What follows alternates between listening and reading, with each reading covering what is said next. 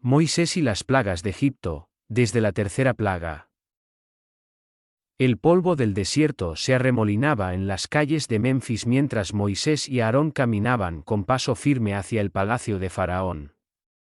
Había pasado ya un tiempo desde que las aguas del Nilo se tornaron rojas como la sangre, y apenas una semana desde que las ranas invadieron cada rincón de Egipto. Pero el corazón de Faraón seguía siendo una fortaleza inexpugnable. Moisés apretó el cayado de madera entre sus manos curtidas. 80 años de vida pesaban sobre sus hombros, pero sus ojos conservaban la determinación de un hombre que había visto la zarza ardiente, que había escuchado la voz del Dios Todopoderoso. A su lado, Aarón, su hermano mayor, caminaba en silencio. Ambos sabían lo que vendría. El Señor me ha hablado esta noche, dijo Moisés mientras cruzaban la plaza principal. Faraón tendrá su respuesta. No con agua convertida en sangre, no con ranas que saltan de los hornos. Esta vez será diferente.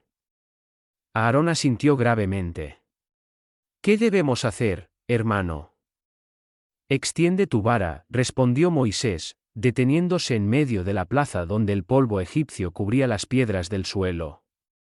Golpea el polvo de la tierra.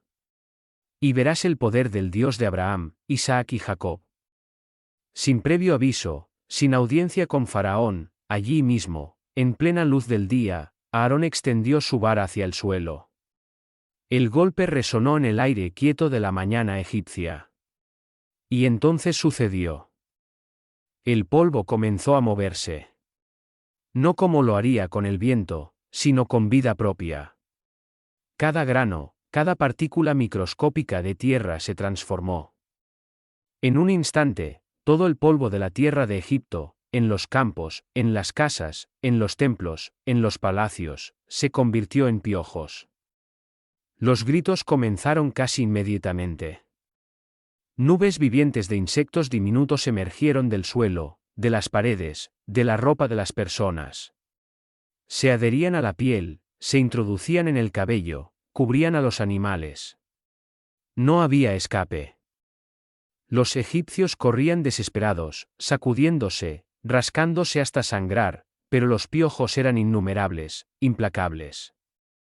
En el palacio, Faraón sintió el primer picor en su nuca. Luego en sus brazos. En cuestión de segundos, su túnica real estaba infestada. Sus sirvientes gritaban, sus guardias se arrancaban las armaduras tratando de librarse de la plaga invisible que los devoraba vivos. Los magos, rugió Faraón, mientras se rascaba frenéticamente. ¡Que vengan mis magos! Los hechiceros de Egipto, aquellos que habían replicado el milagro del agua convertida en sangre, aquellos que habían producido ranas de sus conjuros, llegaron tambaleándose al salón del trono. Ellos también estaban cubiertos de piojos, sus rostros contorsionados por la incomodidad y el dolor. Intentaron sus encantamientos. Pronunciaron sus palabras mágicas. Movieron sus varas con gestos elaborados que habían aprendido en años de estudio en los templos de Isis y Ra. Pero nada funcionó. El polvo permanecía como polvo en sus manos. No había magia egipcia que pudiera igualar esto. El mago más anciano, con el rostro enrojecido y lágrimas de frustración en los ojos, se postró ante Faraón y pronunció las palabras que cambiarían todo. Majestad, esto es el dedo de Dios. El silencio cayó sobre el salón del trono. Incluso en medio del tormento de los piojos, esas palabras resonaron con un peso que ningún hechizo podía igualar. Los propios expertos en lo sobrenatural de Egipto reconocían que había un poder superior operando, un poder que trascendía todo su conocimiento y habilidad. Pero Faraón endureció su corazón. Entre el picor insoportable y la humillación de sus magos derrotados, algo en su interior se volvió más duro que las piedras de sus pirámides. Se negó a escuchar. Se negó a ceder. Los días pasaron y la plaga de piojos continuó sin piedad. Las actividades cotidianas se volvieron imposibles. Los trabajos se detuvieron. Los templos se vaciaron porque incluso los sacerdotes no podían realizar sus rituales de purificación cuando estaban constantemente infestados. La gran civilización de Egipto, con toda su gloria y poder, fue llevada a sus rodillas por criaturas tan pequeñas que apenas podían verse. Y entonces, cuando parecía que Faraón finalmente cedería, Moisés recibió otra palabra del Señor. Levántate de madrugada, le dijo Dios, y preséntate ante Faraón cuando vaya al río. Dile, así dice el Señor, deja ir a mi pueblo para que me sirva.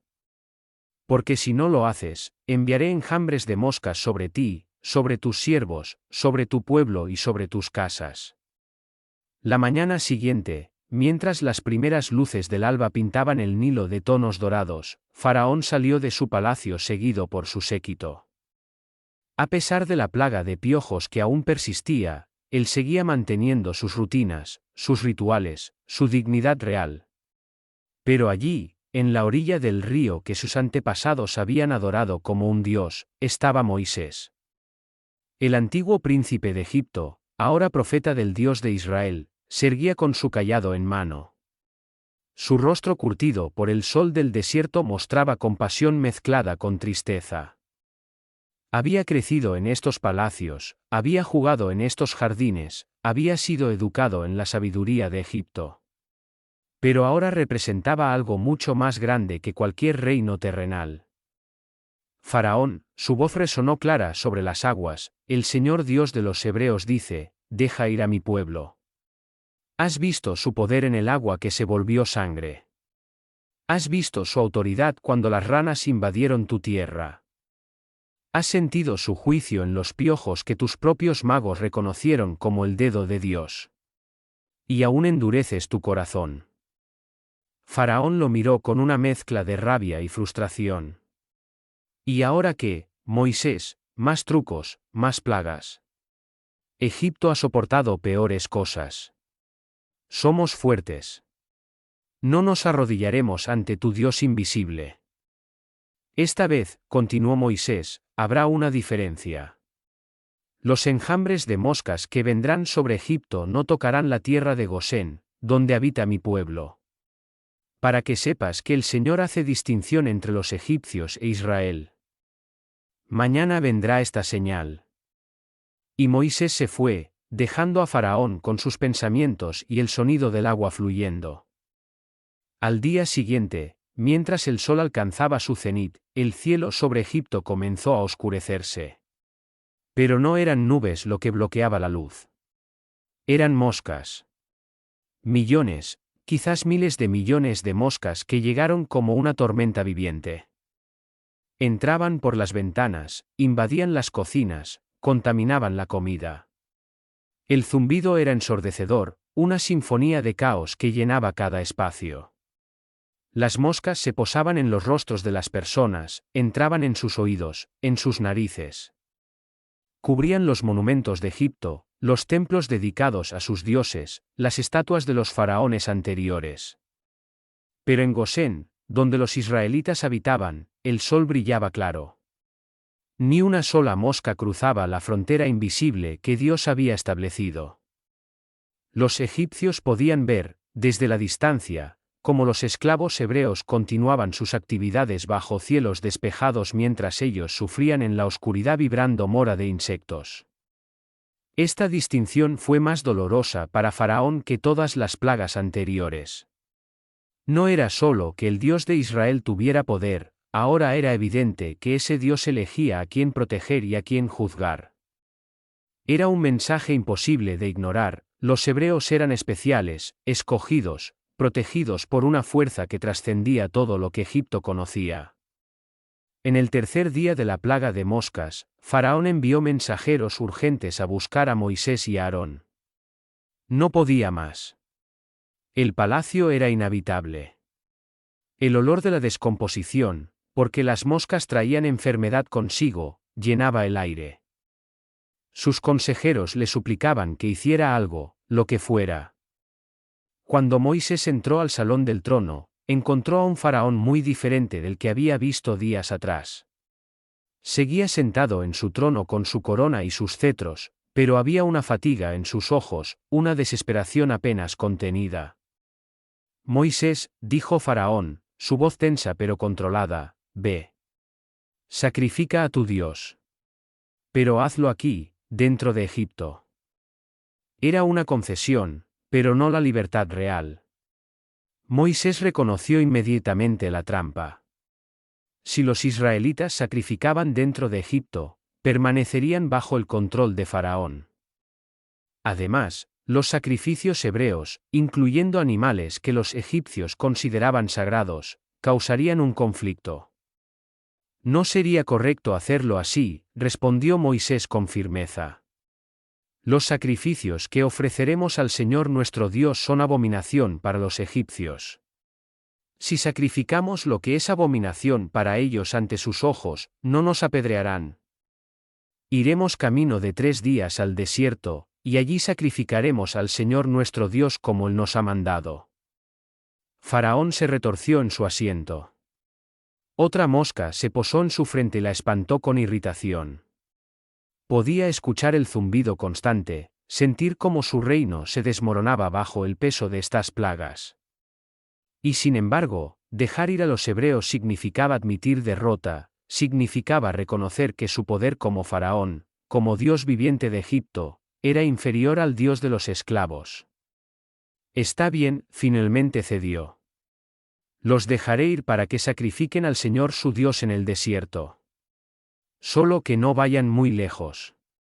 Y oren por mí. Moisés observó al gobernante más poderoso del mundo conocido pidiendo oraciones a un esclavo. Había compasión en la respuesta del profeta, pero también advertencia. Yo salgo ahora de tu presencia y oraré al Señor. Mañana las moscas se apartarán de Faraón, de sus siervos y de su pueblo. Pero que Faraón no vuelva a engañarnos, impidiendo que el pueblo vaya a ofrecer sacrificios al Señor. Moisés sabía. Podía verlo en los ojos de Faraón, en la forma en que sus manos agarraban los brazos del trono. Este hombre aún no había aprendido la lección completa. Su corazón seguía siendo territorio en disputa. Tal como prometió, Moisés oró. Y al día siguiente, el Señor quitó las moscas. Cada una de ellas desapareció como si nunca hubieran existido. Los egipcios salieron de sus casas, respirando aire limpio por primera vez en días. Limpiaron sus hogares, renovaron sus templos, intentaron volver a la normalidad. Y Faraón, sintiendo que la presión había disminuido, endureció su corazón nuevamente. No dejaría ir al pueblo. La noticia llegó a Moisés mientras estaba con los ancianos de Israel en Gosén. La decepción era palpable en el aire. Los esclavos hebreos habían comenzado a tener esperanza, habían empezado a creer que la liberación estaba cerca. Y ahora, una vez más, se les negaba. ¿Por qué?, preguntó uno de los ancianos, su voz quebrada por la emoción. ¿Por qué el Señor permite que Faraón cambie de opinión una y otra vez? ¿Por qué no simplemente lo obliga a dejarnos ir? Moisés miró al anciano con ojos llenos de entendimiento. Él también había luchado con estas preguntas durante sus años en el desierto de Madián. Porque el Señor no busca solo nuestra libertad, explicó Moisés lentamente. Busca que tanto Egipto como Israel sepan quién es Él. Cada plaga revela algo de su carácter, su poder sobre la naturaleza, su autoridad sobre los dioses de Egipto, su capacidad de hacer distinción entre los que son suyos y los que no lo son. Faraón está aprendiendo, aunque se resiste. Y nosotros estamos aprendiendo a confiar. Pero el Señor no había terminado. Si Faraón quería dureza de corazón, experimentaría la dureza del juicio divino.